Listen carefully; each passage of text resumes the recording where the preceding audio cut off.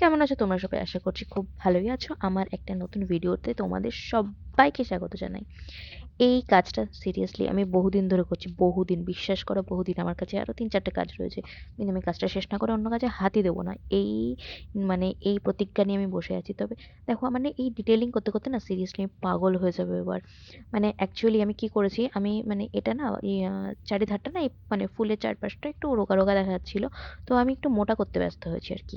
যাই হোক, আমি সিরিয়াসলি আমি করার পরে দেখছি যে সত্যিই ভালো লাগছে, সত্যিই ভালো লাগছে। দেখো ধারগুলো ভালো লাগছে। তোমাদেরকে যখন ফুল লুকটা দেখাবো তোমরা বলবে সত্যিই ভাল লাগছে।